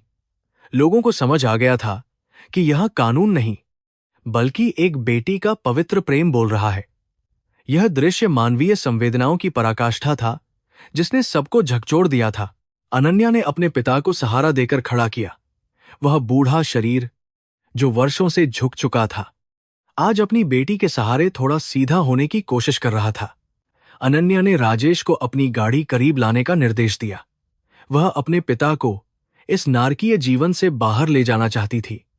जब वे कार की ओर बढ़ रहे थे, तो हर कोई सम्मान में पीछे हट गया। उस भिखारी के फटे कपड़ों और अनन्या की शानदार वर्दी के बीच का अंतर अब मिट चुका था, केवल पिता और पुत्री का अटूट रिश्ता शेष था। गाड़ी में बैठते समय विक्रम ने एक बार पीछे मुड़कर उस प्लेटफॉर्म की ओर देखा जहां उन्होंने अपनी जिंदगी के 15 साल एक गुमनाम साये की तरह बिताए थे। उनकी आंखों में अब कोई डर नहीं था, बल्कि एक परम शांति थी। अनन्या ने उनका हाथ अपने हाथों में कसकर पकड़ रखा था, जैसे वह डर रही हो कि अगर उसने हाथ छोड़ा तो वे फिर से कहीं गायब हो जाएंगे। ड्राइवर ने धीरे से गाड़ी आगे बढ़ाई और स्टेशन का शोर धीरे धीरे कम होने लगा। लेकिन उन दोनों के दिलों का शोर अभी शांत होना बाकी था। शहर की रोशनी अब अनन्या को धुंधली लग रही थी, क्योंकि उसकी आंखों में अभी भी आंसुओं की परत जमी थी। उसने अपने वायरलेस पर संदेश दिया कि वह कुछ समय के लिए उपलब्ध नहीं होगी। उसके लिए अब दुनिया की कोई भी ड्यूटी उसके पिता की सेवा से बड़ी नहीं थी।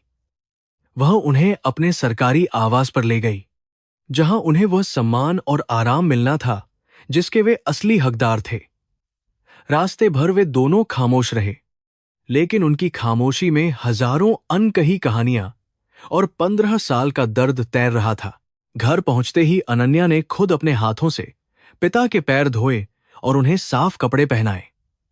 उसने देखा कि उनके शरीर पर कई पुराने घाव के निशान थे, जो उनकी कठिन यात्रा की गवाही दे रहे थे। उसने अपने पिता को भोजन कराया, जो उन्होंने बहुत ही संकोच के साथ ग्रहण किया। विक्रम को अभी भी विश्वास नहीं हो रहा था कि वे अपनी बेटी के घर में हैं, जो अब इतनी बड़ी अधिकारी बन चुकी है। उनके मन में अभी भी वह पुराना डर था कि कहीं उनकी उपस्थिति उसकी प्रतिष्ठा को खराब न कर दे। अनन्या ने उनके मन की बात भांप ली और उनके पास बैठकर कहा, बाबा, आपकी गरीबी मेरा गौरव है, क्योंकि यह आपकी महानता और त्याग का प्रमाण है। उसने स्पष्ट किया कि उसे किसी की परवाह नहीं है और वह दुनिया को गर्व से बताएगी कि यह उसके पिता हैं। विक्रम की आंखों में फिर से आंसू आ गए, लेकिन इस बार वे खुशी के आंसू थे। उन्होंने महसूस किया कि उनकी तपस्या न केवल सफल हुई है, बल्कि उनकी बेटी ने उन संस्कारों को भी जीवित रखा है जो उन्होंने उसे बचपन में दिए थे। उस रात घर में एक अजीब सी शांति और संतोष का वातावरण था। अनन्या ने अपने पिता के लिए बिस्तर लगाया और उन्हें सुलाने की कोशिश की, जैसे वे उसे बचपन में सुलाया करते थे। वह खुद उनके पास फर्श पर बैठ गई और उनके हाथ को पकड़े रही। उसे डर था कि सुबह जब वह जगेगी तो कहीं यह सब एक सुंदर सपना न साबित हो। लेकिन विक्रम की भारी सांसों की आवाज उसे हकीकत का एहसास करा रही थी। नियति ने अपना खेल खेल लिया था और दो बिछड़ी हुई आत्माओं को मिला दिया था। अगली सुबह का सूरज एक नई उम्मीद लेकर आया। अनन्या ने फैसला किया कि वह अब उन सभी लोगों को न्याय दिलाएगी जिन्होंने उसके परिवार को बर्बाद किया था। उसने अपनी वर्दी को फिर से ठीक किया, लेकिन अब उसके भीतर का आत्मविश्वास पहले से कहीं ज्यादा था। उसके पिता का साथ उसकी सबसे बड़ी ताकत बन गया था। वह जानती थी कि अभी बहुत सी सच्चाई का सामने आना बाकी है, लेकिन अब वह अकेली नहीं थी। उसके मार्गदर्शक, उसके भगवान, उसके पिता अब उसके साथ थे। इस मिलन ने पूरे पुलिस विभाग और शहर में एक प्रेरणादायक संदेश भेजा। लोग चर्चा करने लगे कि असली सफलता केवल पद और पैसा नहीं है, बल्कि अपने जड़ों से जुड़े रहना और माता पिता का सम्मान करना है। अनन्या शर्मा ने साबित कर दिया था कि एक आईपीएस अधिकारी होने से पहले वह एक समर्पित बेटी है।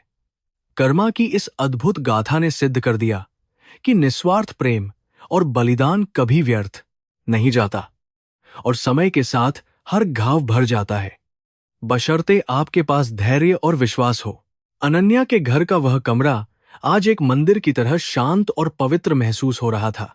बाहर चांदनी रात अपनी शीतलता बिखेर रही थी, लेकिन भीतर 15 साल की तपिश अभी भी महसूस की जा सकती थी। विक्रम शर्मा एक साफ सुथरे बिस्तर पर बैठे थे, जो उन्हें किसी अपरिचित दुनिया जैसा लग रहा था। अनन्या उनके पैरों के पास फर्श पर बैठी थी। उसका चेहरा पिता के घुटनों पर टिका था। उसके मन में हजारों सवाल थे, लेकिन जुबान जैसे भारी हो गई थी। वह केवल उनके हाथों की खुरदरी त्वचा को सहला रही थी और चुपचाप रो रही थी। अंततः अनन्या ने साहस जुटाया और ऊपर की ओर देखा। बाबा, आपने इतना बड़ा दुख अकेले क्यों सहा? आपने एक बार भी वापस आने की कोशिश क्यों नहीं की? क्या आपको मुझ पर विश्वास नहीं था कि मैं आपको इस मुसीबत से बाहर निकाल लूंगी? उसकी आवाज में एक अजीब सी शिकायत और असीम दर्द था। विक्रम ने एक लंबी सांस ली और अपनी बेटी के सिर पर हाथ फिराया। उनके चेहरे पर एक ऐसी मुस्कान आई जो केवल उन लोगों के पास होती है जिन्होंने सब कुछ खोकर कुछ बहुत कीमती पाया हो, जैसे कोई खोया हुआ सितारा। विक्रम ने अपनी कहानी सुनाना शुरू किया। उन्होंने बताया कि कैसे ठाकुर दिग्विजय सिंह ने उन पर सरकारी धन के गबन का झूठा आरोप लगाया था। वह केवल एक शिक्षक थे और उनके पास सत्ता के खिलाफ लड़ने के लिए न तो धन था और न ही प्रभाव। ठाकुर ने धमकी दी थी कि यदि उन्होंने गांव नहीं छोड़ा तो वे अनन्या की छात्रवृत्ति रद्द करवा देंगे और उसे शहर के कॉलेज में प्रवेश नहीं मिलने देंगे। विक्रम के लिए उनकी बेटी का सपना ही उनकी एकमात्र पहचान थी, जिसे वे किसी भी कीमत पर बचाना चाहते थे। उन्होंने बहुत ही धीमी और कांपती हुई आवाज में कहना जारी रखा कि उस रात ठाकुर के गुर्गों ने घर को घेर लिया था। मुझे एक ऐसे दस्तावेज पर हस्ताक्षर करने के लिए मजबूर किया गया था जिसमें मैंने अपनी चोरी की बात स्वीकार की थी। मुझे पता था कि यदि मैं पुलिस के पास जाता तो वे ठाकुर के साथ मिलकर मुझे और अधिक प्रताड़ित करते। समाज में एक शिक्षक की प्रतिष्ठा बहुत नाजुक होती है। मैंने तय किया कि मेरा वहां से गायब हो जाना ही तुम्हारे और तुम्हारी मां के उज्जवल भविष्य के लिए सबसे सुरक्षित मार्ग होगा। अनन्या की आंखों से बहते आंसू अब उसके गालों पर सूखने लगे थे, लेकिन उसके भीतर प्रतिशोध की एक नई ज्वाला धधक रही थी। उसने सोचा कि जिस कानून की वह रक्षा करती है, उसने उसके अपने पिता को न्याय क्यों नहीं दिया? वह समाज कितना क्रूर है जो एक बेगुनाह को भिखारी बनने पर मजबूर कर देता है, केवल इसलिए क्योंकि वह गरीब और ईमानदार है। उसने अपने पिता का हाथ थामकर प्रतिज्ञा की कि वह अब केवल अपराधी को नहीं पकड़ेगी, बल्कि उस भ्रष्ट व्यवस्था को भी चुनौती देगी जिसने उनके परिवार को पूरी तरह तबाह कर दिया। विक्रम ने बताया कि प्रयागराज में उन्होंने अपनी पहचान पूरी तरह मिटा दी थी। शुरुआत में वे बहुत डरे हुए थे कि कहीं गांव का कोई व्यक्ति उन्हें पहचान न ले। उन्होंने जानबूझकर गंदे कपड़े पहनने और अपनी मानसिक स्थिति ठीक न होने का नाटक करना शुरू किया। धीरे धीरे वे उस भीड़ का हिस्सा बन गए जिसे दुनिया केवल भिखारी के नाम से जानती है। उनके लिए अब भूख और अपमान कोई मायने नहीं रखते थे, क्योंकि उनके मन में केवल अनन्या की सफलता की कामना थी। उन्होंने हर पल को एक तपस्या की तरह जिया। जब मैंने पहली बार अखबार में तुम्हारी फोटो देखी तो मुझे लगा कि मेरा जीवन सफल हो गया, विक्रम ने कहा। उनकी आंखों में गौरव की एक अनोखी चमक थी। तुम वर्दी में बिल्कुल वैसी ही लग रही थी जैसी मैंने कल्पना की थी। मैं कई बार स्टेशन पर तुम्हारी गाड़ी के पास से गुजरा, लेकिन मैंने अपना चेहरा छिपा लिया। मैं नहीं चाहता था कि एक भिखारी पिता की परछाई तुम्हारी चमक को कम करे। एक अधिकारी की प्रतिष्ठा बहुत कीमती होती है और मैं उसे किसी भी हाल में बचाना चाहता था। अनन्या का दिल यह सुनकर फट सा गया। उसने कभी नहीं सोचा था कि उसके पिता ने उसकी प्रतिष्ठा के लिए अपनी भूख और अस्तित्व तक की बलि दे दी थी। बाबा, यह वर्दी आपके त्याग का परिणाम है। यह मेरी नहीं बल्कि आपकी जीत है, वह चिल्लाकर बोली। उसे महसूस हुआ कि समाज की नजरों में वह शक्तिशाली थी, लेकिन असल में वह अपने पिता के बलिदान के कर्ज तले दबी हुई थी। उसने महसूस किया कि असली बहादुरी युद्ध के मैदान में नहीं, बल्कि उन फुटपाथों पर थी जहां उसके पिता ने धैर्य रखा। विक्रम ने उसे समझाया कि कर्मा का फल कभी अधूरा नहीं रहता। उन्होंने जो त्याग किया उसका फल आज उन्हें अनन्या के रूप में मिल गया है। उन्होंने कहा कि गरीबी ने उन्हें बहुत कुछ सिखाया है जो वे किताबों से कभी नहीं सीख सकते थे। उन्होंने समाज के सबसे निचले स्तर के लोगों का दर्द करीब से देखा है। उन्होंने अनन्या से वादा लिया कि वह कभी भी अपनी शक्ति का अहंकार नहीं करेगी और हमेशा उन लोगों की मदद करेगी जिनका कोई नहीं है। अनन्या ने उनके हाथों को चूमकर अपनी सहमति दी। रात गहरी हो गई थी, लेकिन उन दोनों की बातचीत खत्म होने का नाम नहीं ले रही थी। विक्रम ने अपनी पत्नी के बारे में पूछा और अनन्या ने बहुत ही भावुक होकर बताया कि कैसे उसकी मां ने आखिरी दम तक उनका इंतजार किया था।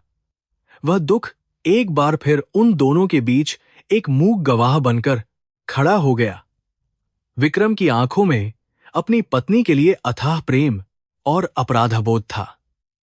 उन्होंने महसूस किया कि उन्होंने अपनी पत्नी को अंतिम समय में बहुत अकेला छोड़ दिया था, लेकिन यह भी उनके मिशन का एक हिस्सा था।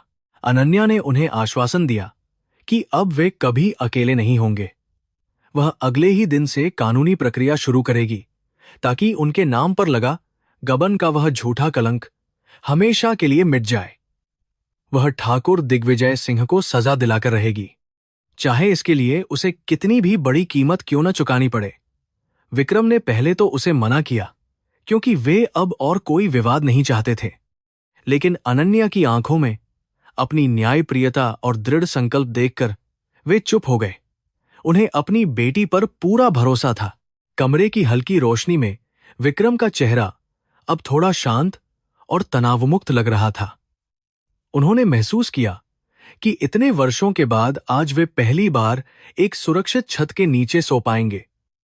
अनन्या ने उनके लिए दूध का गिलास लाया और उन्हें पीने के लिए मजबूर किया। उसे ऐसा लग रहा था जैसे वह अपने बचपन को फिर से जी रही है, जहां वह अपने पिता की छोटी छोटी जरूरतों का ख्याल रखती थी। उस रात की शांति में उन दोनों का रिश्ता एक नई और गहरी समझ के साथ फिर से जीकर से जीवित हो उठा। विक्रम ने अनन्या को बताया कि स्टेशन पर रहने वाले अन्य भिखारियों ने भी उनकी बहुत मदद की थी। समाज जिन्हें कचरा समझकर ठुकरा देता है, उनमें भी इंसानियत की रूह जिंदा होती है। अनन्या ने फैसला किया कि वह उन सभी लोगों के लिए कुछ करेगी जिन्होंने उसके पिता का साथ दिया था। वह केवल अपने पिता को ही नहीं, बल्कि उस पूरे उपेक्षित वर्ग को एक नई पहचान और सम्मान देना चाहती थी। उसकी प्रशासनिक सोच अब एक मानवीय दृष्टिकोण के साथ और भी अधिक व्यापक और प्रभावशाली हो गई थी। सच्चाई का सामना करना हमेशा दर्दनाक होता है, लेकिन वह मुक्ति का मार्ग भी है। अनन्या ने महसूस किया कि उसके पिता के गायब होने के पीछे जो डर था, वह अब खत्म हो चुका है। अब वह इतनी शक्तिशाली है कि वह अपने पिता को वह सम्मान वापस दिला सकती है जो उनसे छीन लिया गया था। उसने महसूस किया कि न्याय केवल अदालतों में नहीं, बल्कि दिल के रिश्तों में भी होता है। उसके पिता की वापसी ने उसे एक पूर्ण इंसान बना दिया था, जो अब और भी अधिक निडर होकर काम करेगी। विक्रम ने अपनी आंखें बंद की और अपनी बेटी की उपस्थिति को महसूस किया। उनके लिए यह 15 साल एक लंबी और अंधेरी रात की तरह थे, जिसका सवेरा आज हुआ था।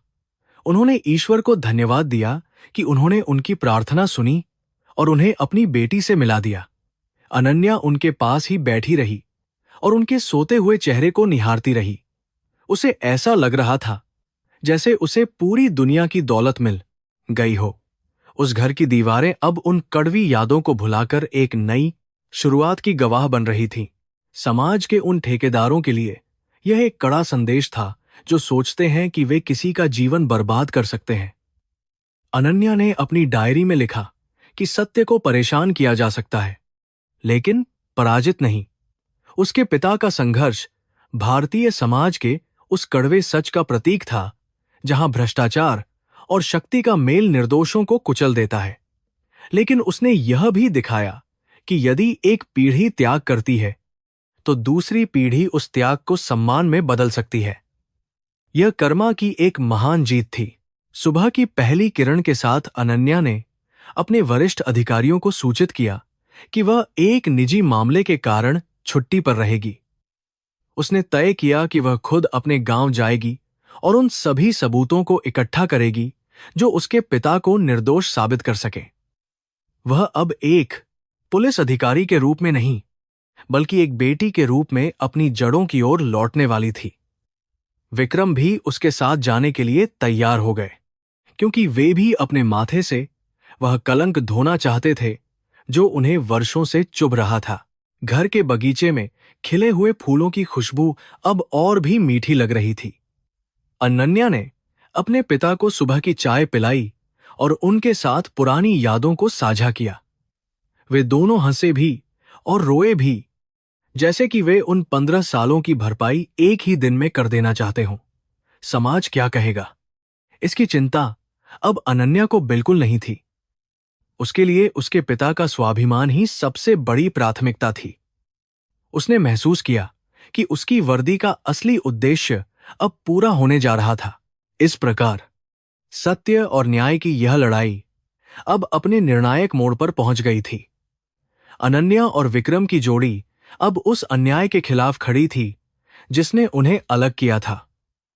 उनकी यह यात्रा न केवल उनके परिवार के लिए बल्कि पूरे समाज के लिए एक मिसाल बनने वाली थी। 15 साल पहले जो कहानी एक त्रासदी के रूप में शुरू हुई थी, वह अब एक गौरवमयी अध्याय में बदलने के लिए तैयार थी। नियति ने उन्हें फिर से एक कर दिया था और अब कोई भी शक्ति उन्हें अलग नहीं कर सकती थी। शिवपुर गांव की सीमा पर जब अनन्या की सरकारी गाड़ी रुकी तो वहां का वातावरण 15 साल पहले की तुलना में पूरी तरह बदला हुआ था।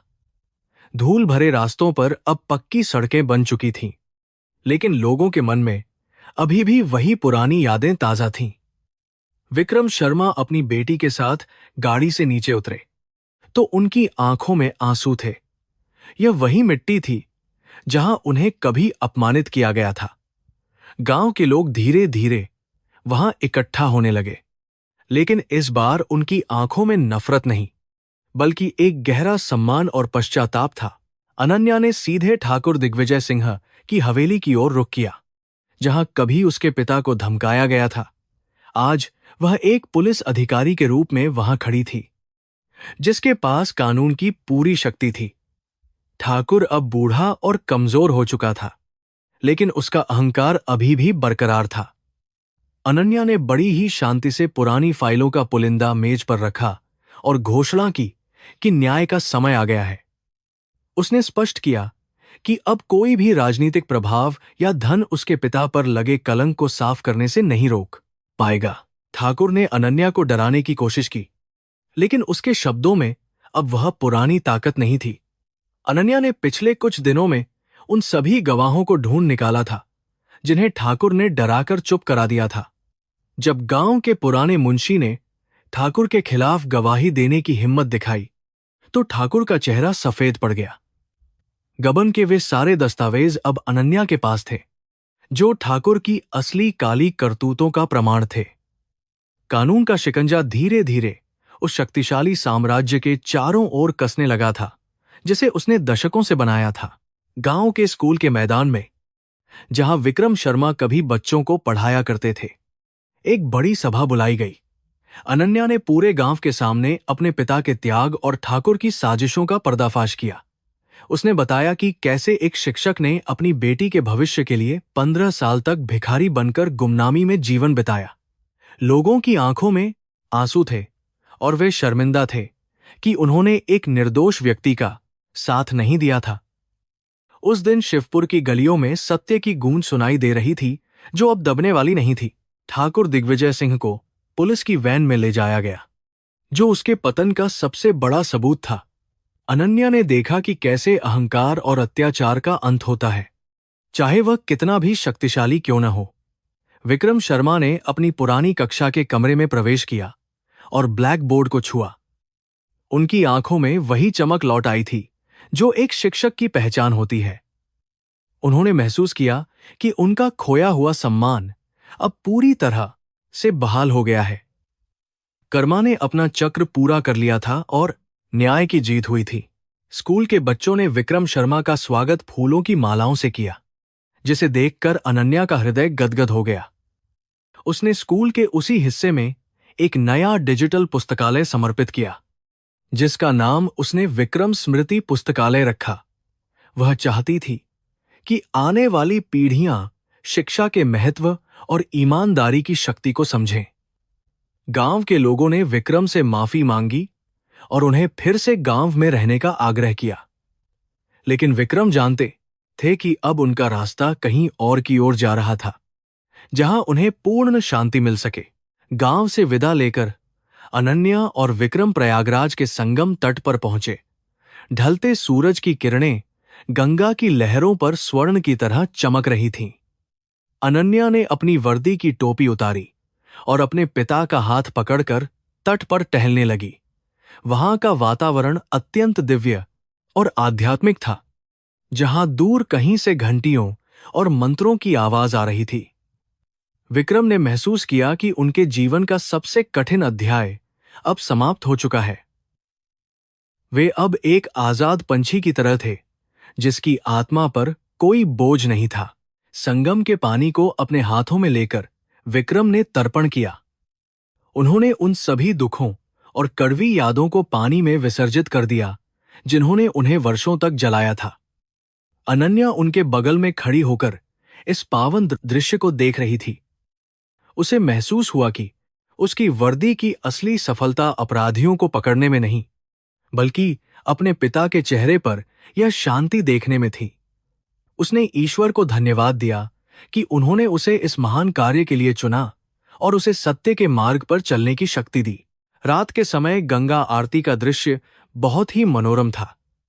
हजारों दिए नदी की सतह पर तैर रहे थे, जैसे वे आसमान के सितारों के साथ प्रतिस्पर्धा कर रहे हों। विक्रम और अनन्या ने भी एक दिया जलाया और उसे पानी में छोड़ दिया। वह दिया उनके संघर्ष और बलिदान का प्रतीक था, जो अब प्रकाश बनकर दुनिया को राह दिखा रहा था। अनन्या को लगा कि उसके जीवन का उद्देश्य अब पूरी तरह से सार्थक हो गया है। वह अब एक ऐसी बेटी थी जिसने अपने पिता के सम्मान के लिए सब कुछ न्योछावर कर दिया। आरती के बाद वे दोनों घाट की सीढ़ियों पर चुपचाप बैठे रहे। हवा में ठिठुरन थी, लेकिन उनके दिलों में एक अनूठी गर्माहट थी। विक्रम ने अनन्या का सिर अपने कंधे पर रखा और कहा, वाला, इसके लिए कमीक है। कोड़ भी हरताक, समाज भी। विक्रम ने, बेटा, तुमने आज मुझे फिर से जीवित कर दिया है। अनन्या ने उत्तर दिया, बाबा, आपने ही मुझे वह शक्ति दी थी जिससे मैं आज यहां खड़ी हूं। उस पल में दुनिया का सारा शोर गायब हो गया था और केवल पिता पुत्री के बीच का वह अटूट बंधन शेष था, जो समय और दूरी से परे था। आने वाले दिनों में अनन्या ने अपनी सेवा जारी रखी, लेकिन उसके काम करने के तरीके में अब एक नया बदलाव आया था। वह अब केवल एक कानून लागू करने वाली अधिकारी नहीं थी, बल्कि एक ऐसी इंसान बन चुकी थी जो न्याय के साथ साथ करुणा को भी महत्व देती थी। उसके पिता अब उसके साथ घर पर रहते थे और अपनी खाली समय में गरीब बच्चों को पढ़ाते थे। उनके घर में फिर से किताबों की वही पुरानी खुशबू और हंसी लौट आई थी। समाज के प्रति उनका योगदान अब पहले से कहीं अधिक प्रभावशाली और गहरा हो गया था। ठाकुर के खिलाफ अदालती कार्रवाई ने पूरे प्रदेश में हलचल मचा दी थी। इस मामले ने यह साबित कर दिया कि यदि आपके पास साहस और सत्य का साथ है, तो आप किसी भी ताकत से लड़ सकते हैं। अनन्या की कहानी अब अन्य युवा अधिकारियों के लिए एक प्रेरणा बन चुकी थी। लोग उसे केवल एक आईपीएस अधिकारी के रूप में नहीं, बल्कि एक आदर्श बेटी के रूप में देखने लगे थे। उसने समाज को सिखाया कि पद और प्रतिष्ठा से ऊपर भी कुछ नैतिक मूल्य होते हैं, जिन्हें कभी नहीं भूलना चाहिए। समय के साथ विक्रम की सेहत में भी काफी सुधार हुआ। उनकी आंखों की वह खोई हुई चमक और चेहरे की रौनक वापस आ गई थी। वे अक्सर अनन्या के साथ उन स्टेशनों पर जाते थे जहां वे कभी भिखारी बनकर रहे थे, लेकिन अब वे वहां भोजन और कंबल बांटने के लिए जाते थे। उन्होंने उस जगह के दर्द को सेवा में बदल दिया था।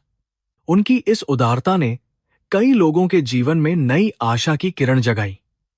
वे अब समाज के उन उपेक्षित लोगों के लिए एक मसीहा बन गए थे। एक दिन अनन्या ने अपनी मेज पर रखे उन दोनों पुराने सिक्कों को देखा जिन्हें उसने एक साथ जोड़ दिया था। वे सिक्के अब केवल धातु के टुकड़े नहीं थे, बल्कि एक लंबी और कठिन यात्रा की यादें थे।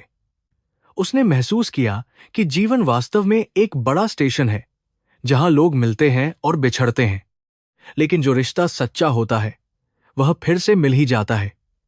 कर्मा की शक्ति अटूट है, जो अच्छे कार्यों का फल अंततः सुखद ही देती है।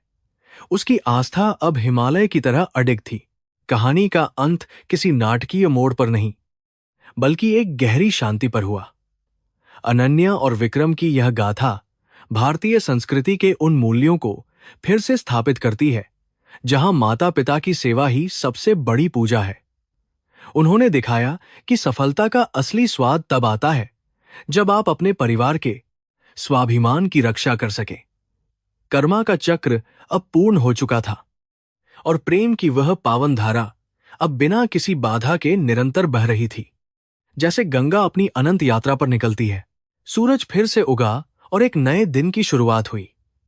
अनन्या अपनी ड्यूटी के लिए तैयार होकर निकली और उसके पिता उसे दरवाजे तक छोड़ने आए।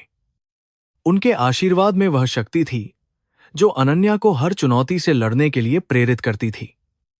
स्टेशन का वह शोर अब उसके लिए डरावना नहीं था, बल्कि वह जीवन के संगीत का एक हिस्सा बन गया था। उसने अपनी गाड़ी में बैठते हुए मुस्कुराकर अपने पिता को सलाम किया और एक नए न्यायपूर्ण कल की ओर अपनी यात्रा जारी रखी।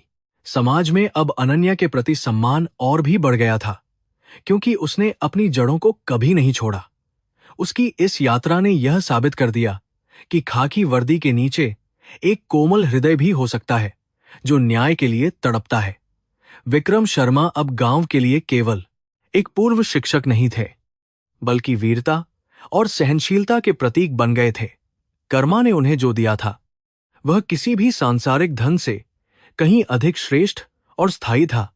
सत्य की विजय हमेशा होती है, यही इस गाथा का सार था। अंततः प्रयागराज की उस पावन भूमि पर जहां दो नदियों का संगम होता है, वहां दो आत्माओं का भी संगम हुआ। दोहक की वह काली रात बीत चुकी थी और सुख का सवेरा चारों ओर फैल रहा था। अनन्या और विक्रम के जीवन की यह कहानी आने वाले कई वर्षों तक लोगों के दिलों में जीवित रहेगी। यह प्रेम, बलिदान और अटूट विश्वास की एक ऐसी दास्तान थी जिसे समय की धूल कभी धुंधला नहीं कर पाएगी। कर्मा और धर्म की इस जीत ने मानवीय गौरव को नई ऊंचाइयां दी। जीवन के इस स्टेशन पर अनन्या ने अपना सबसे महत्वपूर्ण पाठ सीखा था। उसने जान लिया था कि वर्दी केवल एक पद नहीं, बल्कि सेवा और न्याय का संकल्प है। उसके पिता की आंखों में जो संतोष का भाव था, वही उसकी सबसे बड़ी उपलब्धि थी। वे दोनों अब हर पल को एक उत्सव की तरह जीते थे, यह जानते हुए कि वे एक दूसरे के लिए क्या मायने रखते हैं। कहानी का समापन एक ऐसी आशा के साथ हुआ जिसने दुनिया को बताया कि पवित्र प्रेम कभी भी हार नहीं मान सकता।